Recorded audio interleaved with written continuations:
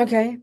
Well, here we are, just for an hour to talk about Buddha's approach to life, how to make it better, how to navigate it better, how to not go crazy, how not be sort of pulled from pillar to post by the external events. And the secret to success for that is indeed, as Lama Yeshe would say so sweetly, but really profoundly, to be our own therapist. So it's such a sweet. I mean, Lama actually said, I think Lama actually said, be your own psychologist. But I mean, I don't know. It somehow became therapist, but it's the same meaning, isn't it? Which is really, it is really, so, yeah. So we think for 1 hour, we'll be here, we'll listen, we'll think, we'll contemplate, we'll discuss. So even if it's 1% useful, then that's fantastic. There's benefit. But the purpose of all these words we're going to have together is to be is advice. It's advice, advice that you put into practice in order to develop your own potential, in order to be a benefit to others. That's the absolute essence of it. So it's obvious you want to be your own therapist. You need some skill, I mean, that's why we tend to go to a therapist. We assume they're a person who's called a psychotherapist. They've done a course, they've got a degree, and they know something about the human mind, And so, of course, that's exactly Buddha's expertise. And I think it's really good to remember that, because we don't often, then when we think of spiritual, we don't use the word mind. We think it's something mystical, It's a very strong impulse in our minds, I think.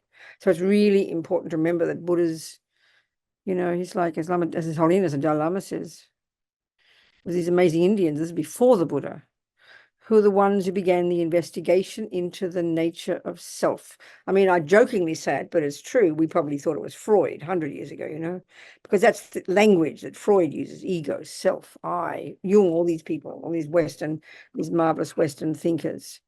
But we tend to assume that didn't exist before, we think, and I think it's understandable, because we know very well, if we track our own culture back, Western culture, not Asian culture, Western culture, from which, Europe, all the white people, Europe and everything, blah, blah.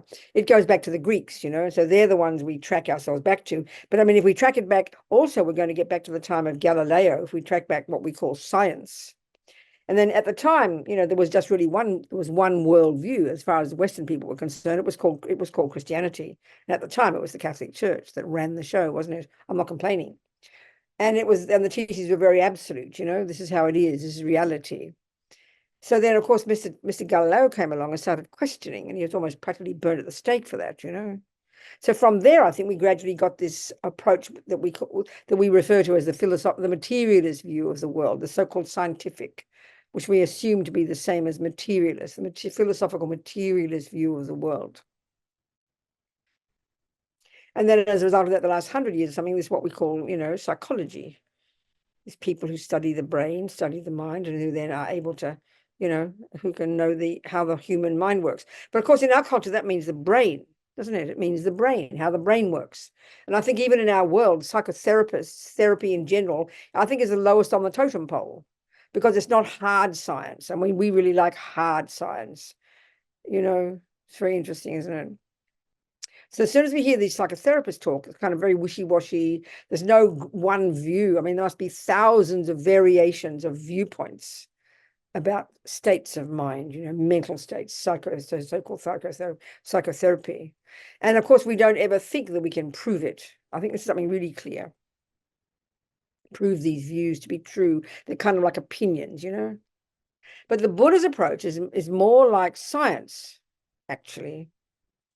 Is more scientific than the other religious views, and that's a big shock to us, because as soon as we hear Buddhism, as soon as we hear religion or ethics, we put it into the category along with Hinduism and Judaism and Christianity and all the others. And so the one thing they all share, of course, these religious views, is the concept of a creator. In other words, someone who not just runs the universe, but made the universe. That's a pretty intense concept, actually. But so then from that perspective, Buddha is the same. He's the same as the modern thinkers from one very clear point of view, They don't posit a creator, and nor does he. But you could say the materialist view does posit a source, a creator, in a sense that it's our mother and father. Because of course they give us a brain, and that's what we're talking about, the brain. So there's so many differences, but the key point to take from the materialist view, which is the same as the Buddha's, which is surprising to us, and we need to keep saying it, is that it's nothing to do with believing. You need to prove something. So of course we all call our scientific, but most of us aren't scientists. So we just believe what other scientists tell us, which is exactly the same as religion.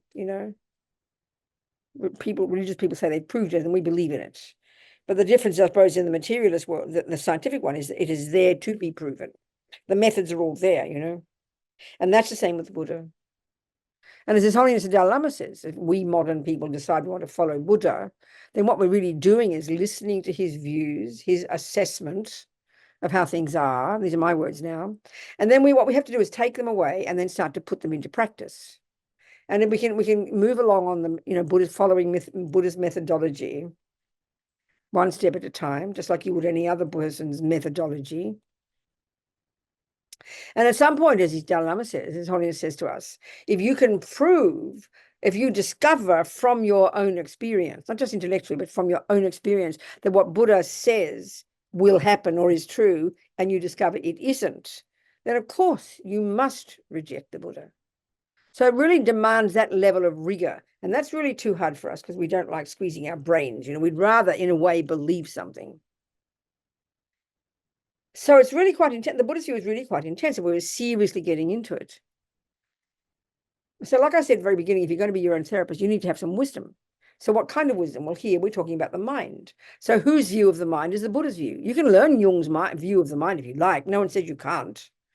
And you can use that. But here, if you're going to discuss in the framework of Buddhism, you have to know Buddha's view. And I mean, we often forget that. We think, oh, I'm not intellectual. I don't want to study philosophy. I want to experience, we say, Well, that's like saying, oh, I don't want to study numbers. I just want to experience numbers. Well, you can't until you study them. It's very simple. So this is why, yeah.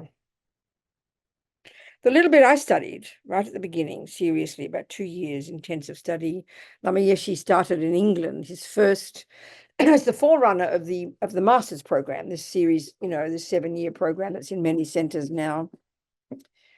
It came from this one. Lama Yeshe actually called it the Geshe program. He called it that. We called it the Geshe program because Lama put together a course of study based on his own studies at Sarah J, which of course is how he, that they go through to become a Geshe. Lama left Tibet early, so never graduated, but he studied all those things. That's what he was brought up with. And so I did, it was a center in England that has now disappeared. It's not part of FBMT anymore. But I remember Lama sent one of his colleagues from Sarah J, who had been the abbot of Nalanda Monastery, was he? No, before that. He was before that. Geshe Jampa one of the Sarah J. Klarampa Geshis, and he was our resident teacher. And so I studied with him for 2 years, studied these 4 texts. And I just did it for 2 years. But all I can tell you is it was more than 40 years ago, but it was like yesterday. Because it was the first time in my life that I heard what my mind wanted to hear. The first time I heard, even when I heard the Lam Rim, I studied this Geshe program starting in 1980.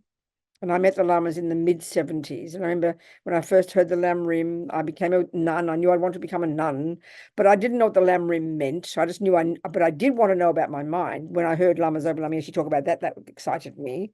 But I didn't know what the Lam Rim meant. I didn't know how to put it. I didn't know what it meant. It was so arcane, the way the presentation. But I knew I wanted to be a Buddhist. I knew I wanted to be a nun, and I knew I wanted to know my mind. This was clear. I took initiations, I did all these things. I had confidence in the path, but I didn't know what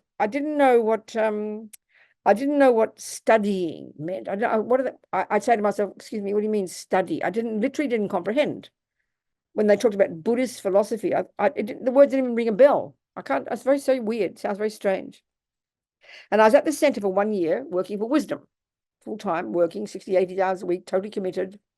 Do practice every morning in the Gompa. It was a big center, 80 people, 2 Geshis.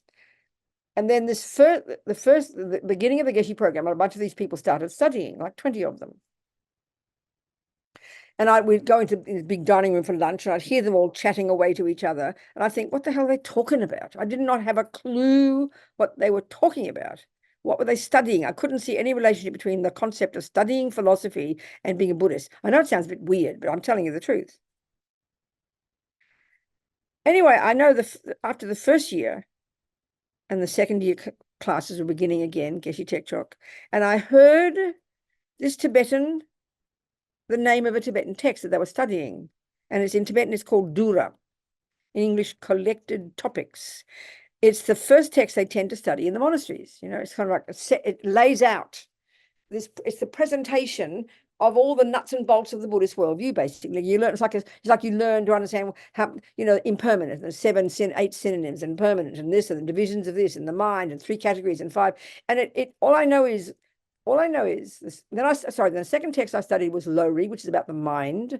And then I studied Tari, which is about logic. And then I studied Dubta, which is about Buddhist tenets, a presentation the Tibetans it was in India, a presentation of all the Buddha's different viewpoints that have been cultivated over the centuries and the variations in their views, in particular about emptiness, more than that, but in particular about emptiness, all very beautifully presented. And I'd studied these 4 in the 2 years, but all I know is I heard this term, Dura. I had no idea what it meant, but I remember I thought, that's interesting. And I had the very first ever thought, never had until then the thought to study these things. I thought, now I'd like to. I went to Geshe Tekchok and I said, I'm very busy doing wisdom. Can I come sometimes? And he said, yeah. So they studied 5 days a week, very intensive, had exams, had terms, had exams, had debate classes from the previous year. I knew this. And all I know is the word Dura triggered it for me. And all I know is I knew they said you had to take notes. So I got a notebook, I got a pencil, and I sat down. And the first class, I can only tell you, as I said before, I was 36. I didn't go to university. I left school when I was 15. I had no interest in studying anything. I was totally bored. I just wanted to live my own life. And I'd even look at university. I think something I wanted to learn there. I was sort of opposite to arrogant. I didn't want the stupid, boring stuff at universities. I had no interest. But all I know is when I sat in that class, which was like yesterday, it blew my mind.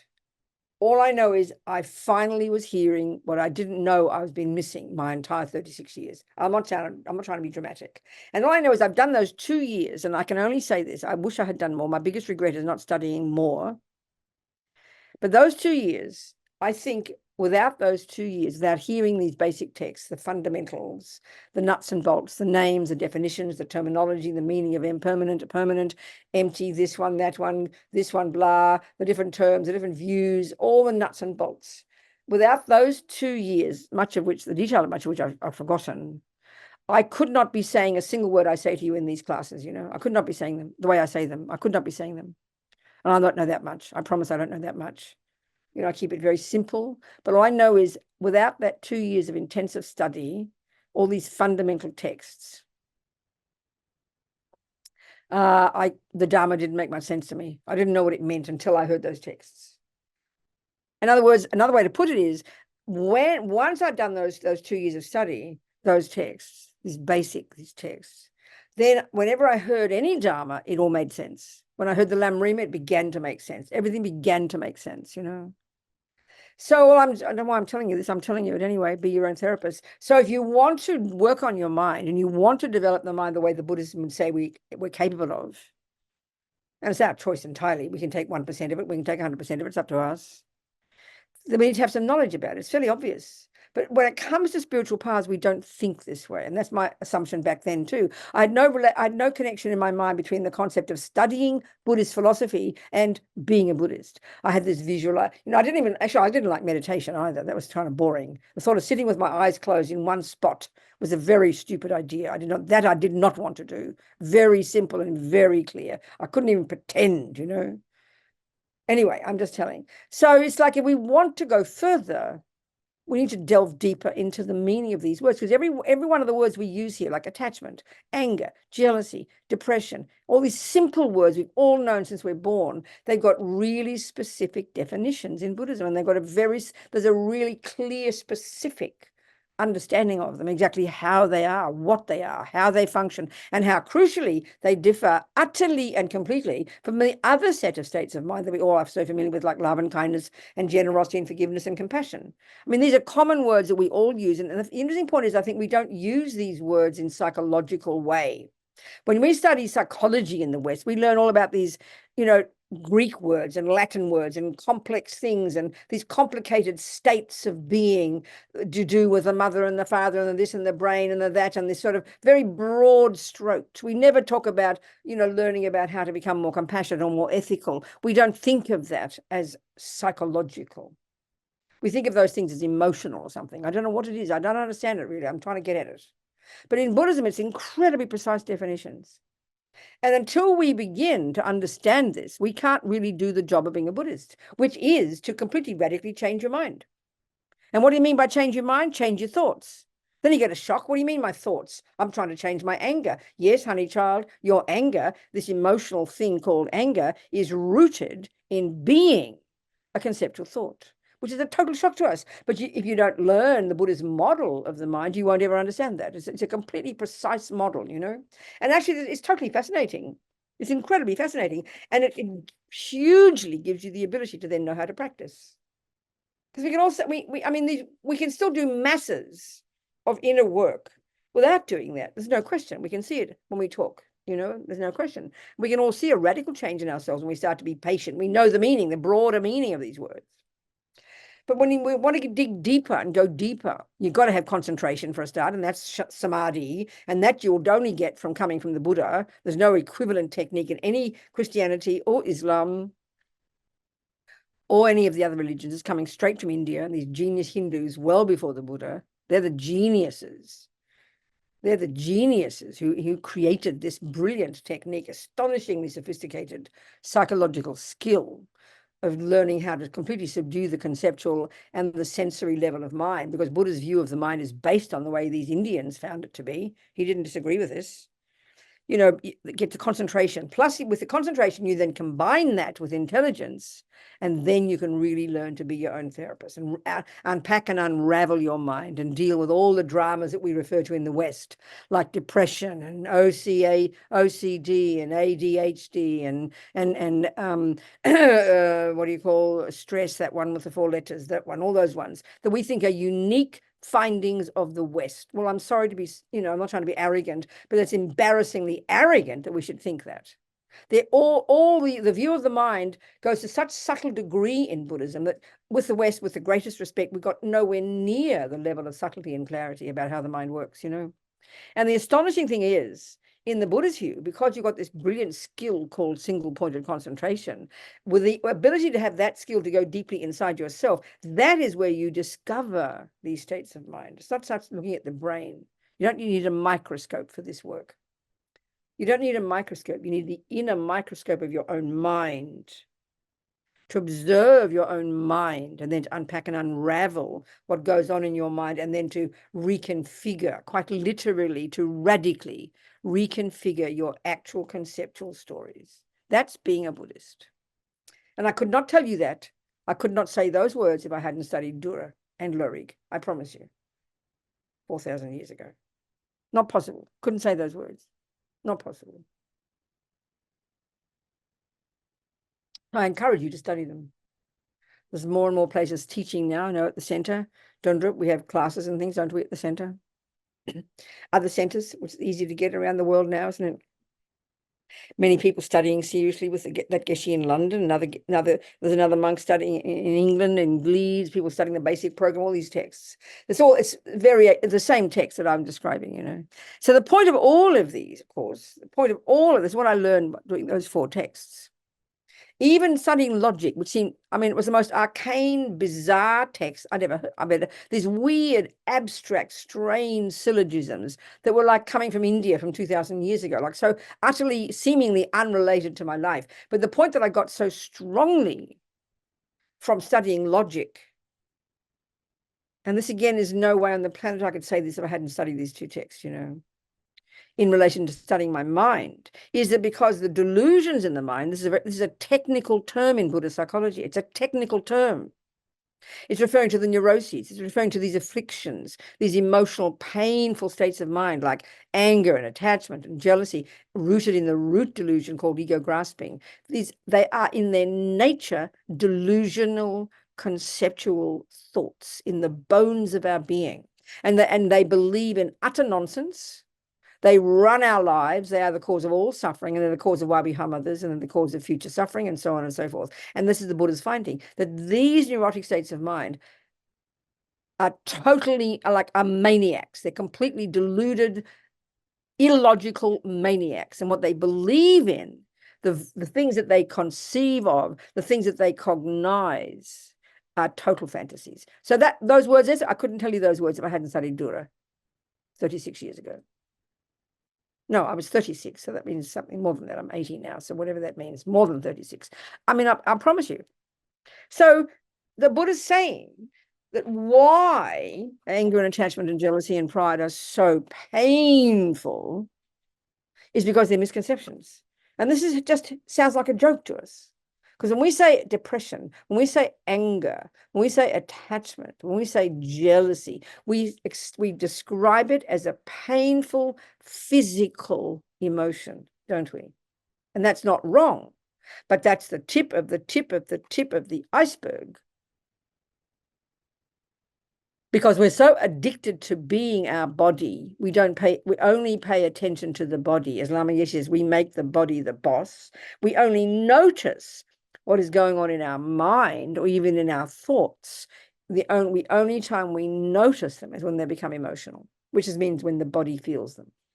That's why people talk about when you are jealous. It's the most physical experience, isn't it? When you're angry, it's like your whole body is gone completely berserk. When you're depressed, your body is like unbearable. When you're full of grief and the loss of somebody who's rejected you or died on you, you can't. It's almost like only at the level of physical, isn't it? We can't even describe the pain because it's like it's physical. And that really, if you understand the tantric view, makes complete sense, because the tantric view, which is brilliant, we have the gross body. And we have gross mind, which is sensory. And then we have subtle mind, which is the thoughts, the emotions. And they are linked to this subtle physical energy, these 72,000 subtle channels, and all the wind energies connected to those states of mind. So that's why we feel it physically, because literally the mind and the body are inextricably linked.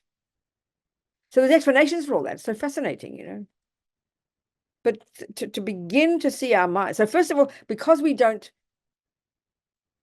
Joey, what's wrong? You look like you're uncomfortable or something. You're moving. Are you in pain or something? Joey, what's your problem? You're walking around, you're in pain or something? I'm okay. I was trying to let my dog outside. I'm Oh, sorry. I see. Sorry, I'm hoping you're okay. So yes, thank you.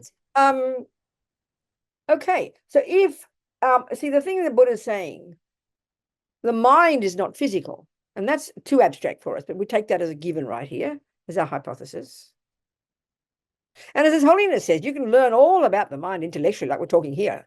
But to really experience your actual mind subjectively, that's pretty advanced, you know. Because if it's non-physical, it's almost, you can't touch it, taste it, smell it, see it, you know.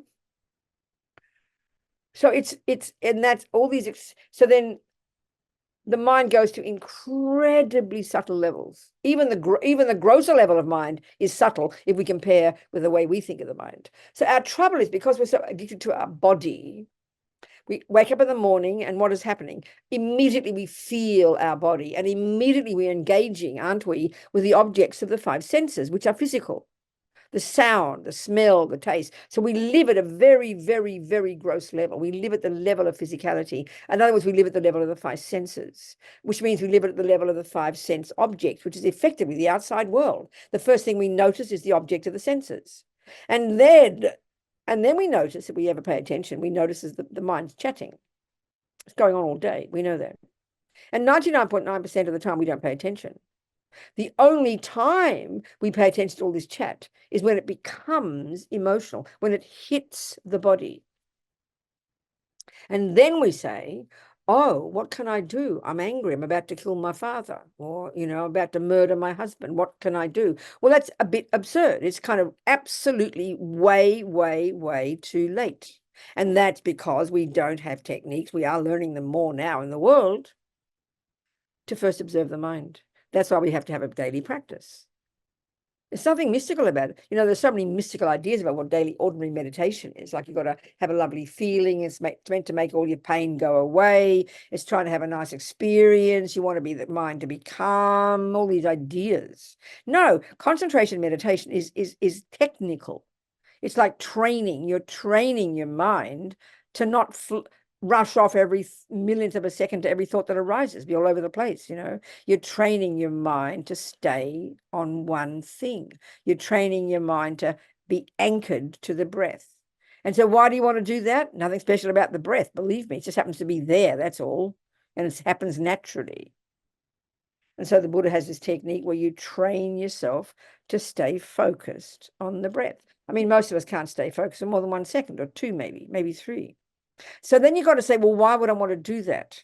It's not to have a good feeling. It's not to get all mystical. It's not to have an experience, like a spiritual experience. No, that's all nonsense. It's training. It's practical. It's to help you stay focused. So why do you want to do that?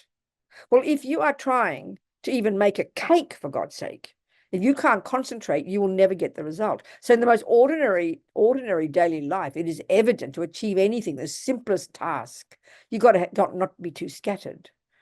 So here, the job we're trying to do is to see our mind, to begin to notice this mind of ours, which means what? At the gross level, forget the sensory. We're trying to talk, the subtler level is the mental. So first of all, in the Buddhist view, it's very clear, very distinctive. You've got sensory consciousness and we have mental consciousness. The chatty thoughts is mental. The physical is the physical. And already this is a mind-blowing concept. Already this is mind-blowing, can already make a huge difference in our lives if we even begin to see the difference here. So for example,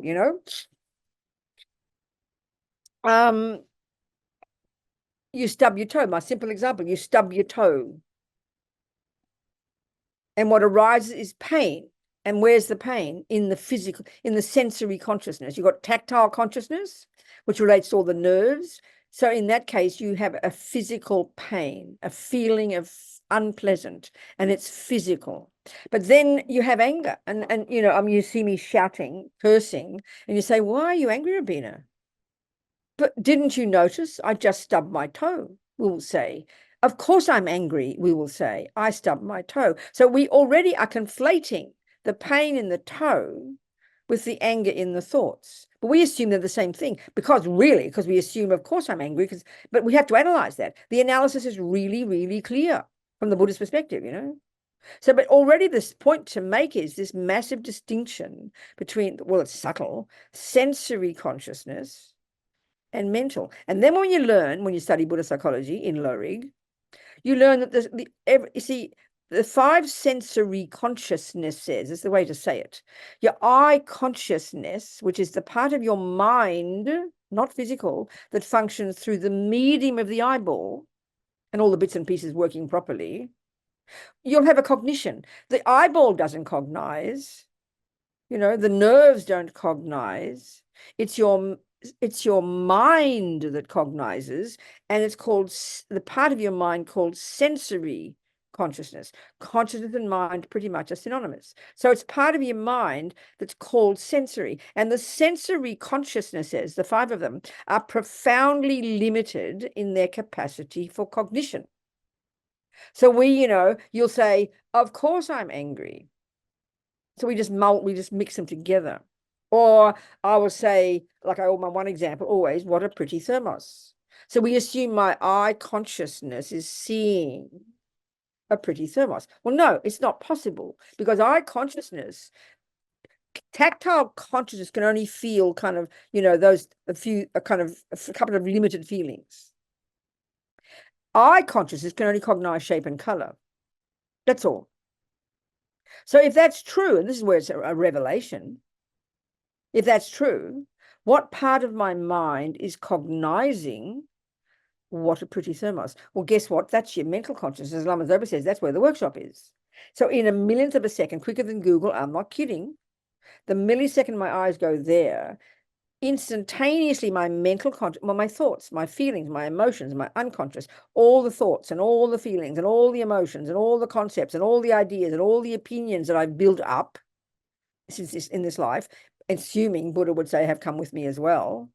And out comes an opinion. Oh, what a pretty cup. Now, if you think about this, this is how we experience the world. There's me, my five sense consciousnesses. I open my eyes, I see shape and color. I open my ears and I hear mere sound. I put cake in and I taste mere sweet or something. But we give so much more power to our body that is by assuming that my eyes see a pretty cup, my ears hear divine Miles Davis, my tactile consciousness feels a terrible pain or whatever. There is pain to be cognized, it's true. But we've got to see the difference. This is already a revelation. So basically the world out there is a bunch of five objects of the senses, and it has no meaning until we give it. This is emptiness, people. This is emptiness. There's no meaning to that shape until I label it. None whatsoever. It's just black, even my black and round or something, The leaves out in my window out here, moving in the light. They're just shape and color. That's it. The entire universe is like that. But we instantaneously, our mental consciousness working hand in hand, doing its interpreting. And that's where the workshop is. That's where we have to unpack and unravel the mental consciousness. Again, I couldn't say these words if I hadn't studied low regal 57 years ago. I just want to keep pointing that out. Not that I know much. But every time I say things, I learn a bit more. It's taken me, all these years to learn it, because it's all on the basis of what I studied, the Buddhist view of the mind. Very precise, So I really highly recommend you do this if you want to deepen your practice. So now you can chat it away for 33 minutes. Please ask me your questions.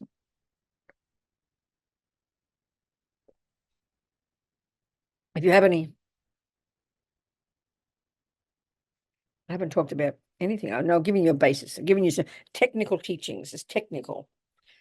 Anybody got a question? Anything at all you'd like to ask me? Hello, Venerable. I have a question. Who's I? Which I is this one? Hillary. Where are you? I can't see you. Oh, there you are, sweetheart. I see you, Hillary. Talk to me, sweetheart.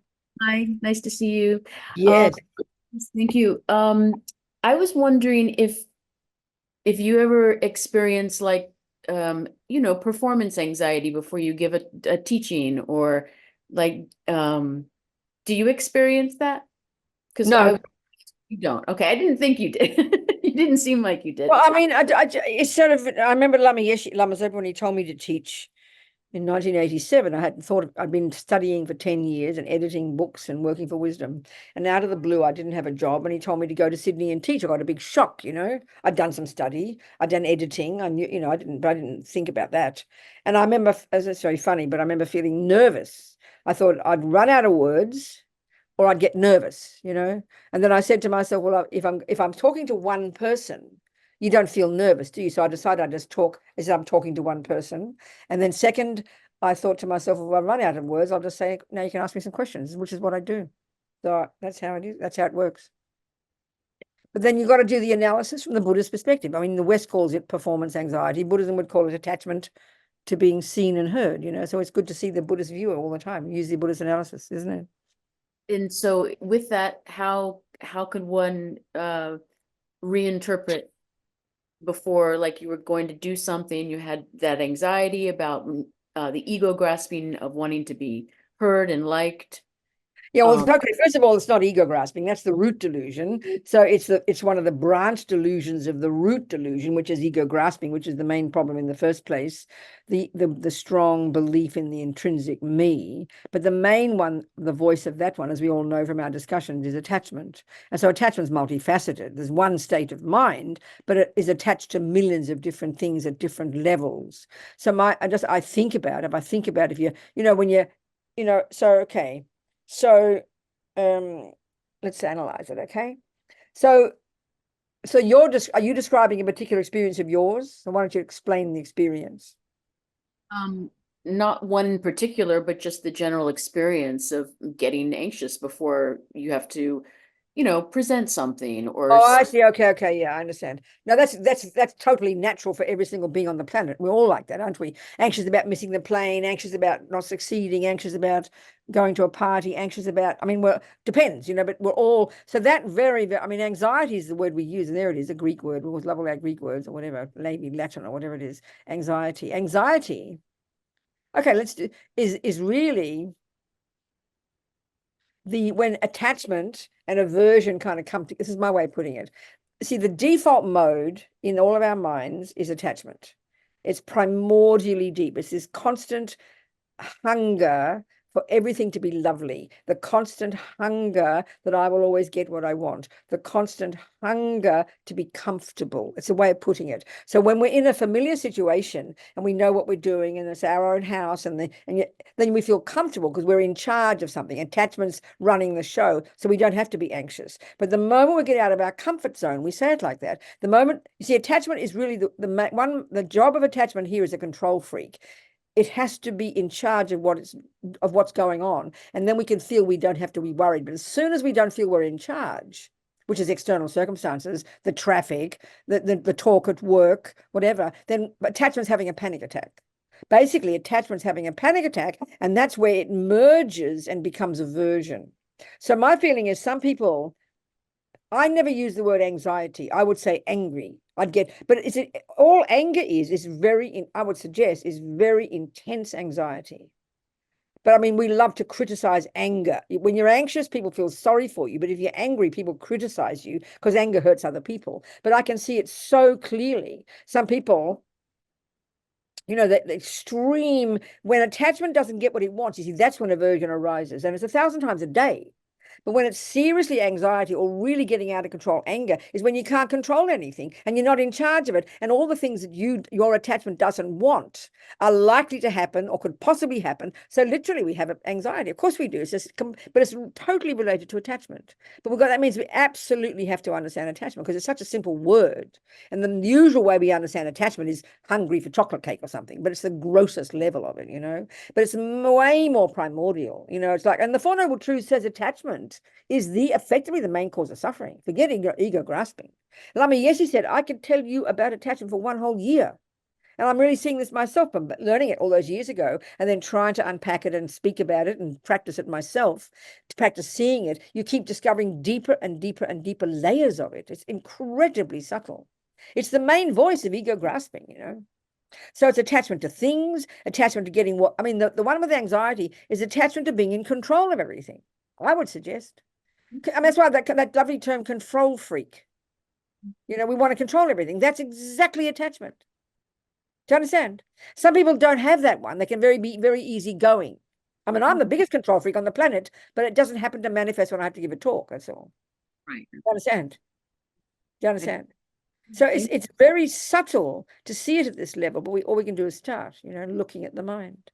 Attachment is this emotional hunger, never satisfied. You see, this is why it's so different, because you can see one person who's got, because of attachment, is completely depressed, hates themselves, and then you see another person stuffing food into their mouth, and another person, having panic attacks. They're all symptoms of the same problem. We give them different separate labels in the West, but they all come down to this delusion called attachment, this emotional hunger, this neediness, this control freak, this possessor, this manipulator, this anticipating and control freak. I mean, so that's in that one especially is control freak. You can't make things the way you want them.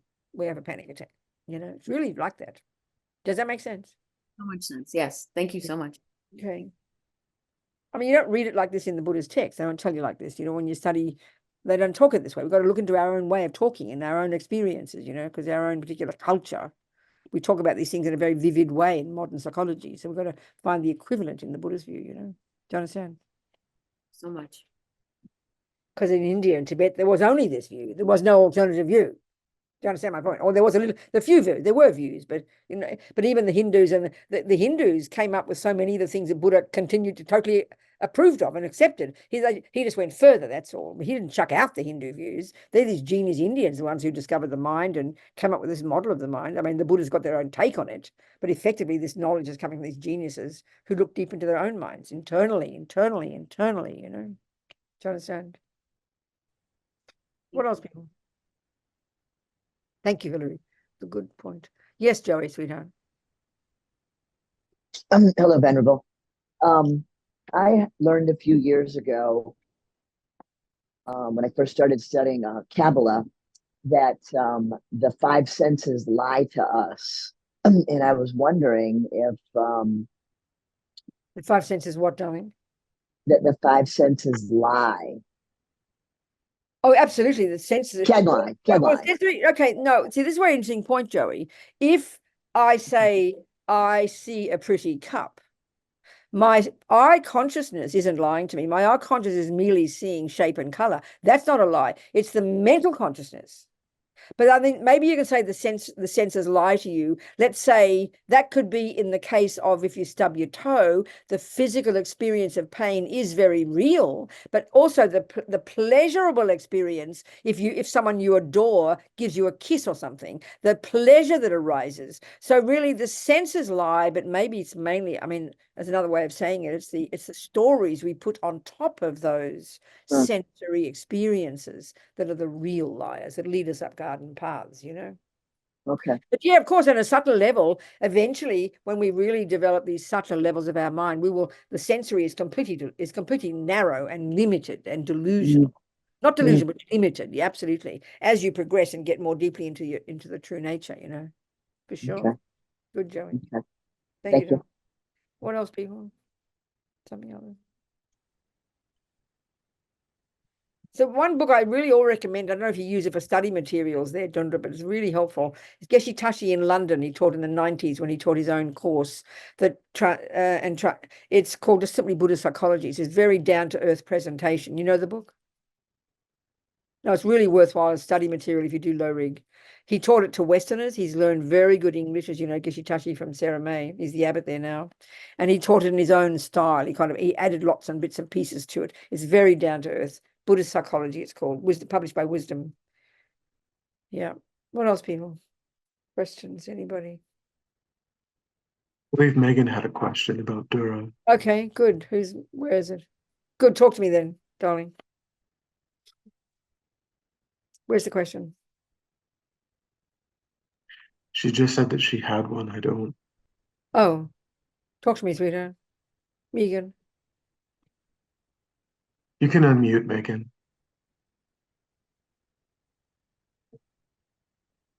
Or you can put it in the chat.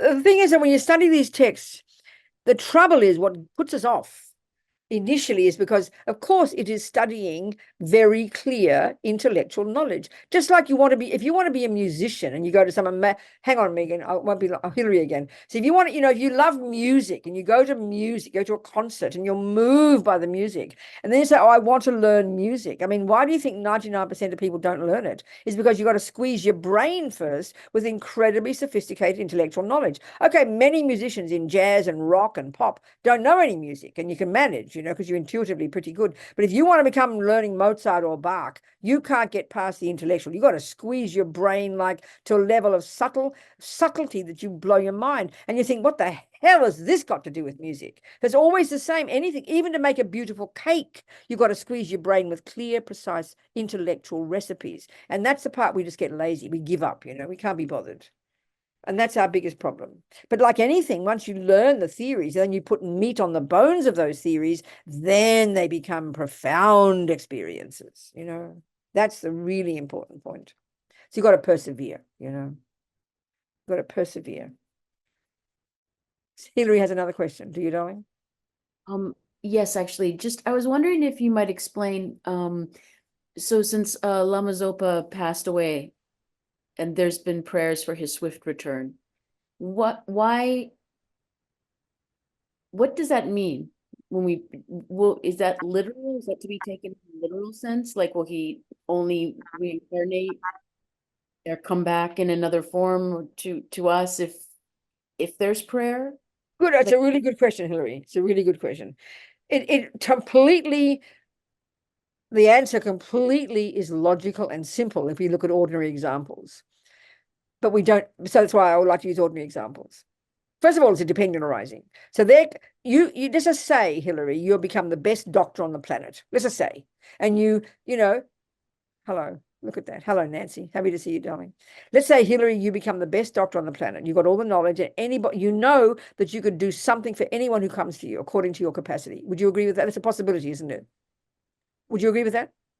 Now, let's say you have started having patients come to you, and you give them medicine, you give them advice, and then they don't take that advice. And then they come again and they ask you for some advice, and then they don't take the advice, and they don't and then, you know, if you sort of decide to move away and they don't come and beg you to please stay and keep doing your word. I mean, in other words, you can't function just as a dependent arising. You can't function as a doctor unless you've got patients who want you and need you and want you to come back every day and send you letters and beg you and stand at your front door and cry and offer you a cake and a bottle of wine. Please come back, Hillary. It's not rocket science, Hillary. It's not as if, oh, I'm only going to come if you beg me and give me a bottle of wine. It's just logical that if you're there, you can be effective if people want you.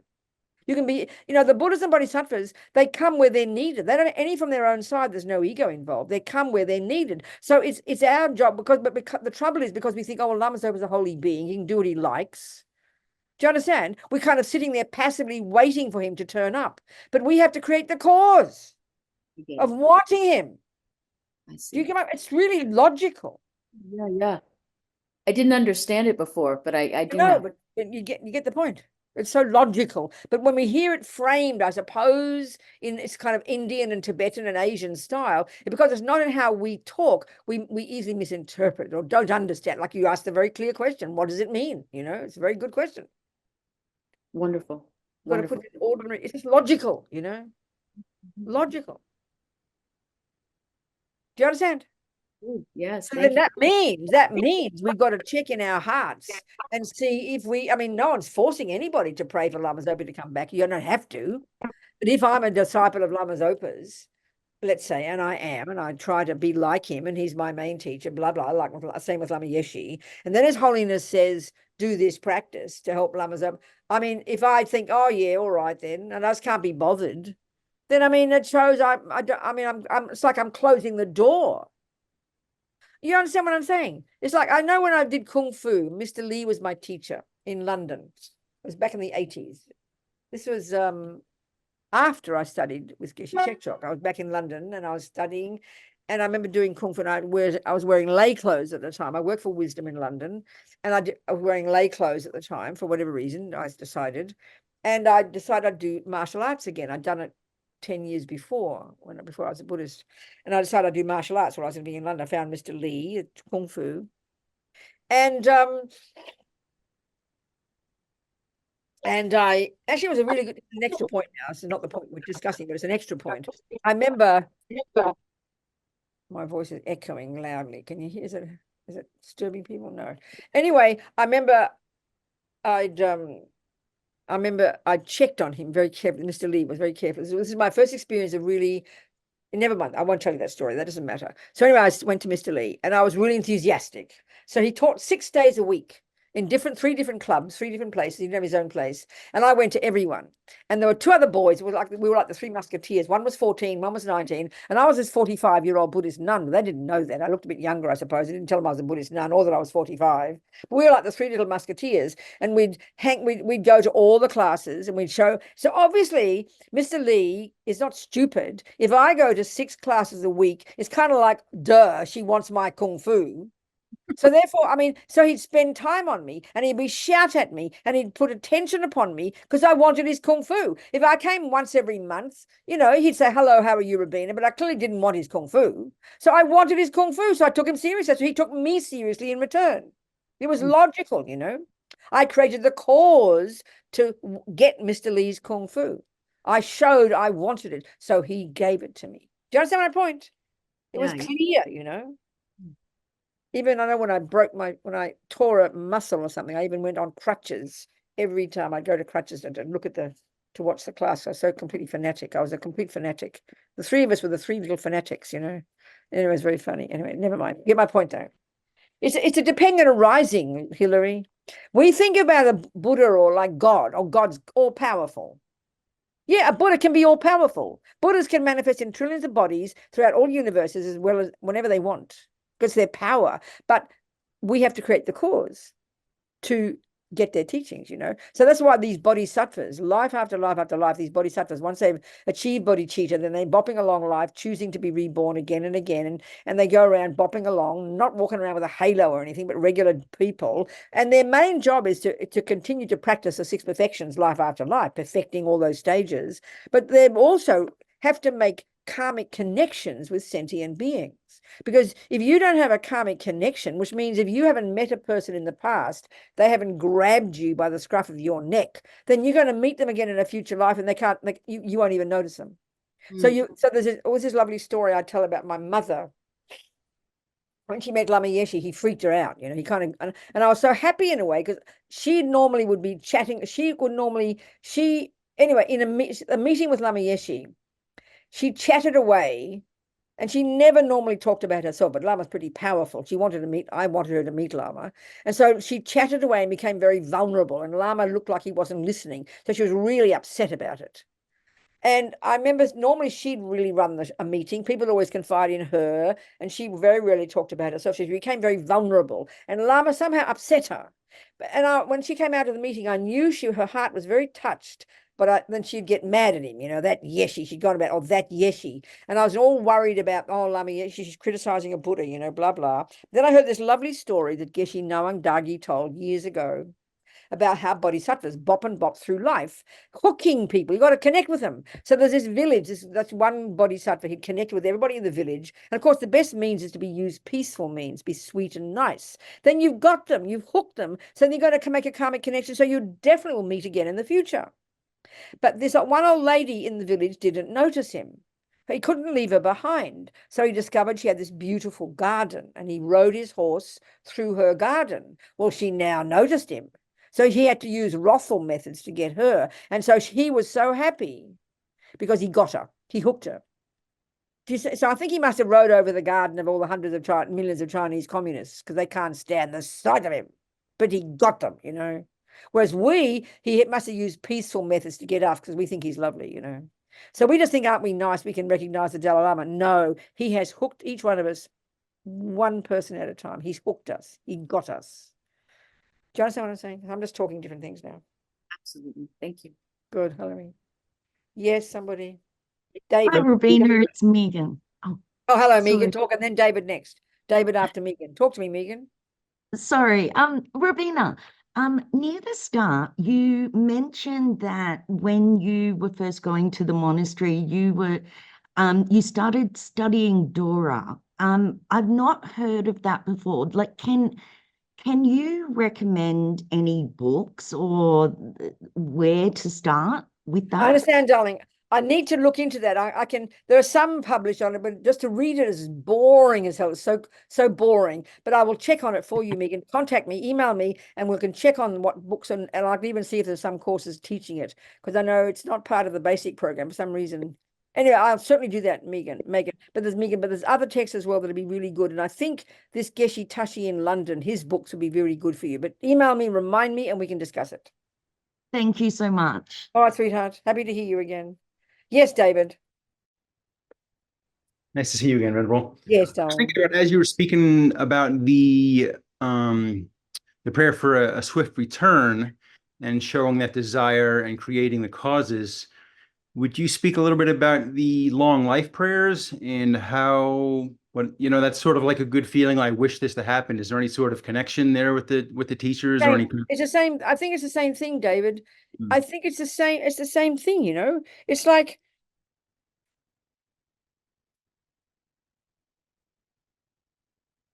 if we think of, okay, let's just hold us to Dalai Lama. Let's assume, we'll take it as our hypothesis here that he is an enlightened being. People say he is. Let's just say that for argument's sake. So from that point of view, he he can do what he likes. He's in charge of his life and his lives. He can go where he wants. He's got enormous power. He has enormous compassion. He has enormous wisdom. He can do what he likes, you know, he can die, he can live, whatever. That you can say he's in charge of the whole process.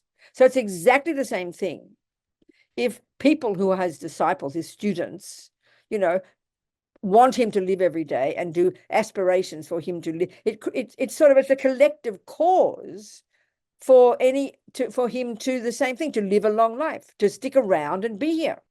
I think it's just sort of, it's not, I don't think it's illogical, it's not mystical, I don't think. So of course, the other factor, you've got to factor in the power of enlightened beings, Buddhas. So we pray to the Buddha, we pray to the medicine Buddha, we pray to this Buddha, because they're all different aspects of the Buddha mind.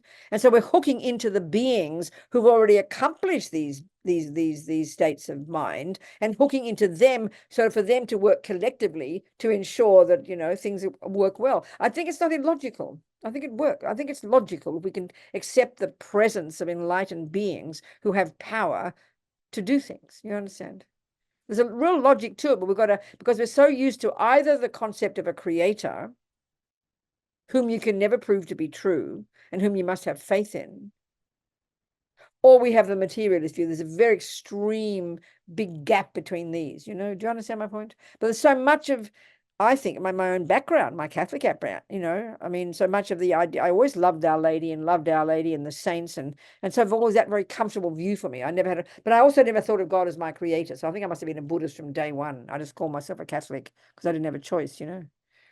I don't know. Do you understand? Kind of the Buddhism seemed very natural to me as soon as I heard it. But I never thought of God as my creator. I never thought about a creator. And I didn't have guilt. I never worried about hell or anything. I just did what I wanted, you know. So I must have been a Buddhist from day one. Well, it's been a curious conversation today. I'm sorry if I've been boring to you or it's been as exciting or interesting. But all I can say and say to Megan too, if you can find courses, it's really the best way. If you can find courses, and there are so many places now, centers all over the world on Zoom, teaching the stuff that needs you to squeeze your brain, gets you into it more deeply. And the thing is, we're very intellectual in our culture, so it should suit us very nicely. We're very highly intelligent, you know. We like to squeeze our brains. But it's so important, and I learned this when I first studied. For me, it was so incredibly important to see it was the basis of practice. In other words, when I studied this bizarre, strange, arcane text all about logic, which I adored, it was so clear to me that I had to use logic for my ridiculous ego. My ego was completely absurd and ridiculous and full of attachment and anger and sticking to its own position and being stubborn and proud. So so the virtue in us has to be logical, to argue with ego's misconceptions. And that's very much a daily practice of being your own therapist. So there's attachment, this emotional hunger, even over something as simple as a cake. You know, these habits die hard. Here I am, like I'd say, old now, still attached to food, still giving all this extra power to food, and you're thinking about the cake, and you think about I mean, when I'm in the morning doing my practice, I'm anticipating breakfast, you know, and your mind's just in the back, you're chatting, you're visualizing which one. I'll have an egg, I have toast, because attachment, dissatisfaction, and the attachment is exaggerating the deliciousness of the toast, the cake, the egg, this one, that one, and thinking about it all the time. That's attachment. It's a sign of attachment, and it's all misconception. It's all kind of coming from emotional hunger. So you argue with it. You argue with it. Don't be ridiculous with being attachment. It's completely exaggerating. You know perfectly well when you've stuffed yourself full of breakfast, how does the cake look then? Disgusting. But you forget, because attachment is very primordial, and it's a liar. All the delusions are liars. As Lama Zopa says, all the delusions, attachment, anger, jealousy, ego grasping, decorate on top of what is there, layer upon layer upon layer of characteristics that aren't there. So what attachment thinks is there, and what attachment thinks you'll get when you get what you think is there, isn't what you'll get. Very clear. And that demands clarity and logic. You know, it's hugely powerful. So that'll do for today. Jangchob, Semchob, Rinpoche, Makye, Panam, Kye Guchi, Kye Panyampa, Me Payang, Gongne, Gondu, Pawashog. Let's just do that do like one verse of this text that His Holiness the Dalai Lama said we should do for Lama Zopa. We should come back, just keep the thing alive. It's the chanting the names of Manjushri. We'll just do 1 or 2 verses just to create the cause for Lama Zopa to come back. The wrong thing came. What happened to it? Here it is here. Just a couple of verses. I'll just open up any page and we'll just say a couple of verses, okay?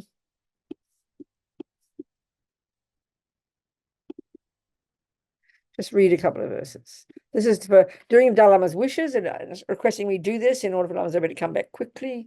So the number 21 here. The chanting of the name so filled with meaning of Manjushri's embodiment of wisdom. How truly excellent, O Vajradhara. How excellent of you, O Vajrapani. And so I shall, O Master of all secrets, reveal just that to you most splendidly. With single-minded focus, listen well. How excellent, responded Vajrapani. So truly excellent, O Blessed One. So if you want to do that, you're very welcome. It takes 30 minutes. We do it every Saturday, and other people do it, but that's just that. So maybe that create the cause for us to have Lama Zopa come back quickly and teach us, continue, so we can become just like that. Thank you very much, Dendra, everybody. Thank you for coming, sweethearts. And I'll see you all soon. And keep booking me up. Get me in the system again. Just email me about some other dates and meditations and things, okay? See you, darling.